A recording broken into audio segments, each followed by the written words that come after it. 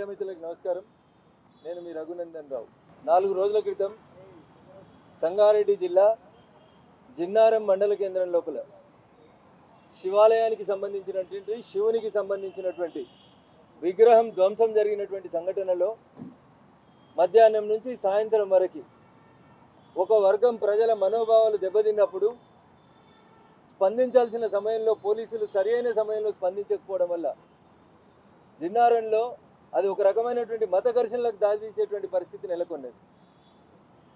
జరిగిన తప్పుల్ని కప్పిపుచ్చుకోవడానికి ఒక వర్గాన్ని ప్రొటెక్ట్ చేస్తూ కేవలం హిందువుల మీద జరిగిన సంఘటన ఒకటైతే వైఫల్యం పోలీసు వాళ్ళదైతే మధ్యాహ్నం నుంచి ఇష్యూ జరిగితే రాత్రి 7-8 తగలబడి అంటుకునేంత వరదాకా కనీసం పోలీసుల నుంచి మినిమం స్పందన కరువైంది.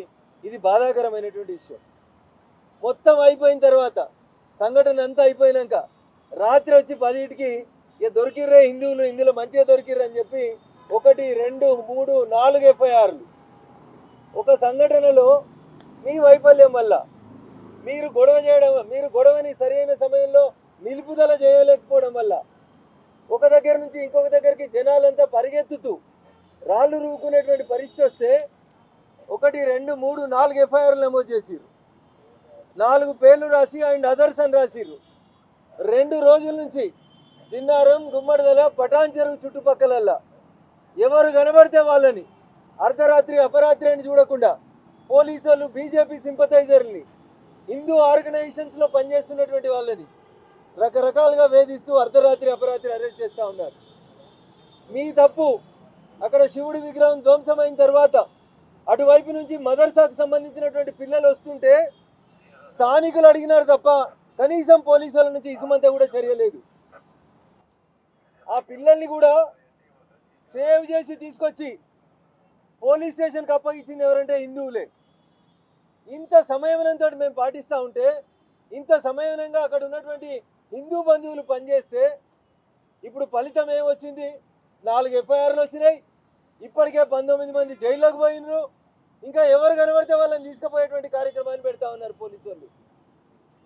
అంతటా సీసీటీవీలు ఉన్నాయి. దేశంలో 5 లక్షల సీసీటీవీలు మా దగ్గరనే ఉన్నాయి. మా దగ్గర పెద్దది కమాండ్ కంట్రోల్ ఉంది.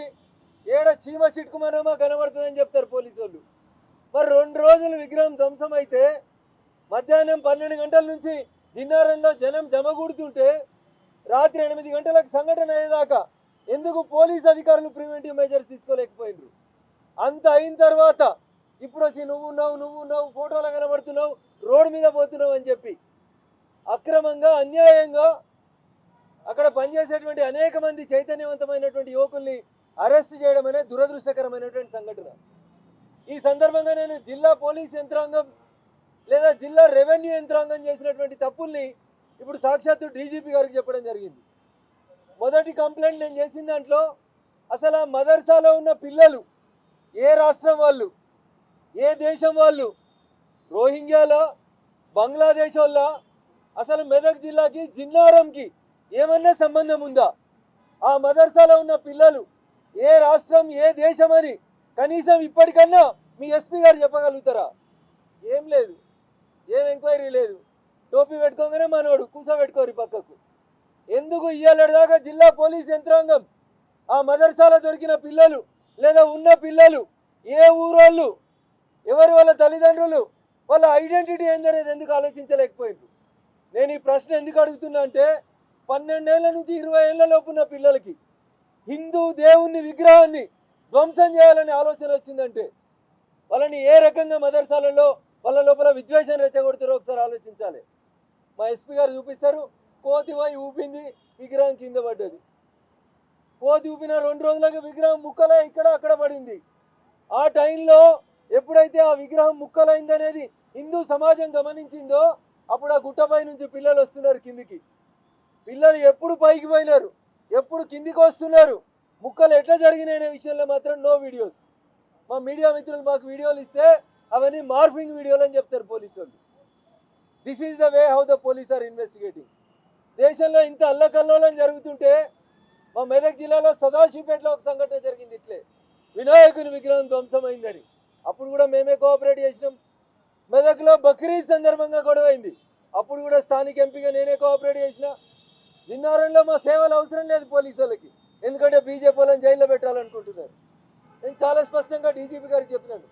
ఇంకొక విషయం, సర్వే నెంబర్ 1, సర్వే నెంబర్ 2 కోదండ రామాలయానికి సంబంధించిన దేవుని భూమిలో ఈ మదర్సా ఉంది. నేను ఇలా మా జిల్లా కలెక్టర్ని డిమాండ్ చేస్తున్నా, వెంటనే సర్వే చేసి దేవాలయ భూములలో ఉన్న మదర్సాని వెంటనే మీరు తొలగిస్తారా లేదా మమ్మల్ని వచ్చి తొలగించమంటారా? కేసులకి బీజేపీ వాళ్ళు, దేశంలో ఉన్నటువంటి హిందూ బంధువులు ఎవరు కూడా భయపడ్డారు.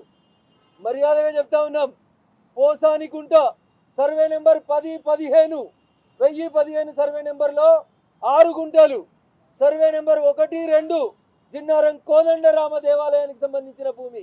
దీంట్లో మదర్సా ఎట్లా వచ్చింది? కలెక్టర్ గారు మీరే కదా ఎగ్జిక్యూటివ్ మ్యాజిస్ట్రేట్లు, ఏం చేస్తుండే మీ తహసీల్దార్? దేవాలయ భూములలో మదర్సాలు వస్తాయి. జిన్నారంలో ఉన్నటువంటి మదర్సాలో ఉన్నోళ్ళు ఏ దేశం వల్ల కూడా తెలియదు, పోలీసులు పట్టించుకోరు. No enquiry at all. Jinnaram మండలంలో శివానగర్లో ఇంకో మదర్సా ఉంది. ఎస్పీ గారు నీకు చేతనైతే పోయి ఆ మదర్సాలో ఉన్నది ఎవరు, ఏ దేశం వల్ల అనేది నీకు చేతనైతే రేపు ప్రెస్ మీట్ పెట్టి చెప్పు. సదాశివపేటలో ఒక మదర్సా జరుగుతుంది, అక్కడ కూడా వందలాది మంది వస్తున్నారు, శిక్షణ ఇస్తా ఉన్నారు. సికింద్రాబాద్లో నీకు ముత్యాలమ్మ టెంపుల్ దగ్గర సంఘటన జరిగిన తర్వాత ఈ రాష్ట్ర పోలీస్ ఇంటెలిజెన్స్ ఎందుకు వైఫల్యం చెందుతుందో ఒకసారి చెప్పాలి. ప్రతి చోట హిందూ దేవాలయాల మీదనే దాడులు జరుగుతూ ఉన్నాయి. అందుకని నేను డీజీపీ గారికి సవినయంగా నేను అప్పీల్ చేసిన, జరుగుతున్న ప్రతి సంఘటన వెనకాల మీ వైఫల్యం కనబడతా ఉంది, వీటినన్నింటిని మీరు అరికట్టాలి. కేవలం సంఘటన జరిగింది చూడడానికి 1000 మంది జమ అవుతారు, ఏ వీడియోలో కనబడుతున్నారని అందరినీ రిమైండ్ చేస్తాం. This cannot be tolerated. ఇది కాదు మా తప్పు. కొట్లాటైంది, అందరు జమ అయినరు, 1000 మంది వస్తే పోలీస్ స్టేషన్ కూడా ఊరోళ్ళందరూ వచ్చిర్రు, దారంబడి కొడుతున్న వాళ్ళు కూడా ఘర్షణ అవుతుందని ఆగినరు, కనబడే వాళ్ళని వీడియోలు ఉన్నారని మా ఎస్పీ గారు రిమైండ్ చేస్తా అంటే ఎట్లా కుదురుతుంది ఇట్లా? కాబట్టి అక్కడ మీ అధికారులు చేసిన తప్పులకి కామన్ మ్యాన్ని మీరు బలి చేయాలనేటువంటి మా కార్యక్రమాన్ని ఆపండి అనేది డీజీపీ గారికి చెప్పినాం. అరెస్టులు కూడా ఇప్పుడు చేసిన 19, ఇంకో 2 ప్రైమ్ అక్యూజులు అని చెప్పి మా పార్టీ నాయకులను ఆరోపిస్తున్నారు. ఆ 2 మినహా 21 మంది మినహా అరెస్టులు ఆపాలని చెప్పి డీజీపీ గారిని కోరినాం. ఖచ్చితంగా మా సహకారం కావాలంటే మీరు మదర్సాల మీద పూర్తి ఎంక్వైరీ చేయాలి.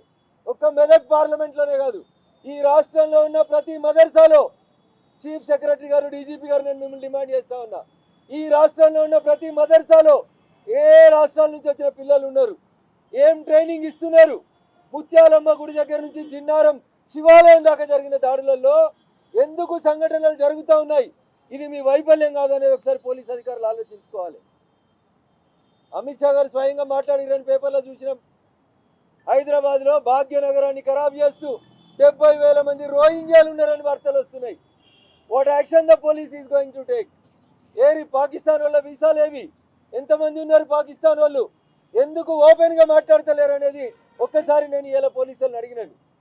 ఈ అన్ని అంశాల మీద నిజాయితీగా పోలీసు వాళ్ళు ముందుకు రాకపోతే, అయ్యా డీజీపీ గారు, ఆ రోజు మీరు లేకపోవచ్చు, ఇంకో డీజీపీ గారు ఉండొచ్చు, గుజరాత్లో సంఘటన చేసినటువంటి కొంతమంది తీవ్రవాదుల్ని తెస్తే ఇదే డీజీపీ కార్యాలయం మీద బుర్కలు వేసుకొని వచ్చి దాడి చేసి వాళ్ళని నిడిపించుకొని పోయినరు. ఆ పరిస్థితులు మీరు ఎంకరేజ్ చేయొద్దు డీజీపీ గారు. నేరం జరిగే కంటే ముందే prevention is better than cure అని చెప్తారు. మీ 5 లక్షల సీసీటీవీలు, 1200 కోట్లు పెట్టి కట్టిన కమాండ్ కంట్రోల్ ఈ రాష్ట్రంలో ఉన్న రోహింగ్యాలను, ఈ రాష్ట్రంలో ఉన్న పాకిస్తాన్ దేశస్తుల్ని, ఈ రాష్ట్రంలోకి అక్రమంగా వచ్చిన వెస్ట్ బెంగాల్ నుంచి వచ్చిన బంగ్లాదేశీల్ని వెంటనే మీరు పంపకపోతే ప్రతి ఊరిని కూడా వాళ్ళు ఇట్లే తగలబెట్టే కార్యక్రమం చేస్తూ ఉంది. కాబట్టి దయించి మేము అహింస పరమో ధర్మ అంటే మేము దాన్ని ధర్మాన్ని వైపు అహింసగా ఉండవాలని చెప్తా ఉన్నాం. కానీ ఎప్పుడైతే మా ధర్మం మీద హింస జరుగుతుందో తప్పనిసరి అయినప్పుడు హింసనే మా ఆయుధంగా మారుతుంది. మేము కూడా తప్పకుండా మమ్మల్ని మేము కాపాడుకునేందుకు ఆ వైపు అడుగులు వేయాల్సి వస్తుందని చెప్పి రాష్ట్ర పోలీసులందరినీ కూడా ఈ సందర్భంగా హెచ్చరిస్తా ఉన్నాం. కేసులు కొత్త కాదు బీజేపీ వాళ్ళకి, కేసులకు ఎవడు బీజేపీ కార్యకర్త భయపడ్డాడు. కానీ మేము ఇంకా చెప్తా ఉన్నాం, మీ డిపార్ట్మెంట్ మీద మాకు గౌరవం ఉంది, మీ అధికారులని నిద్రమత్తు వదులుమని చెప్పండి. ఎక్కడైనా ఒక చిన్న కంప్లైంట్ వస్తే వెంటనే రెస్పాండ్ కమ్మని చెప్పి మేము ఈ సందర్భంగా పోలీసులను డిమాండ్ చేస్తూ, అమిత్ షా గారి ఆదేశాలు, భారత ప్రభుత్వం ఆదేశాల ప్రకారం ఈ భాగ్యనగరంలో ఉన్న రోహింగ్యాలు బంగ్లాదేశీలు, పాకిస్తానీలు ఎవరుంటే వాళ్ళందరినీ మీరు ఎంత తొందరగా ఖాళీ చేపిస్తే ఈ భాగ్యనగరం అంతా ప్రశాంతంగా ఉంటుంది. ఈ భాగ్యనగరం ప్రశాంతంగా ఉండాలన్నా, కమ్యూనల్ వైపు పోవాలన్నా రాష్ట్ర డీజీపీ గారు, చీఫ్ సెక్రటరీ గారు ఆలోచించుకోవాలని చెప్పి సాక్షాత్తు డీజీపీ కార్యాలయం దగ్గరే చెప్తా ఉన్నాం. మీరు చర్యలు తీసుకోకపోతే జరిగే ప్రతి దానికి మీరే బాధ్యత వహించాల్సి ఉంటుందని కూడా మేము ఆ డీజీపీ గారిని హెచ్చరిస్తా ఉన్నాం. Thank you one and all.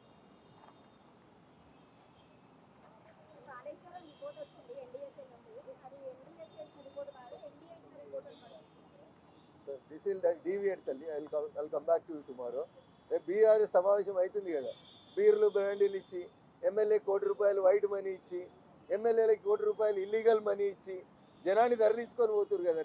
రేపు వాళ్ళు ఏం మాట్లాడతారో మాట్లాడినాక చూస్తారు. అక్కడ ఈఎన్సీ మీద ఏసీబీ రైడ్ అవుతుంది.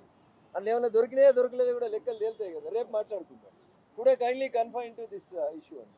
దిన్నారం ఇష్యూకే కన్ఫైన్ కండి అనేది నా request. I will come to you separate.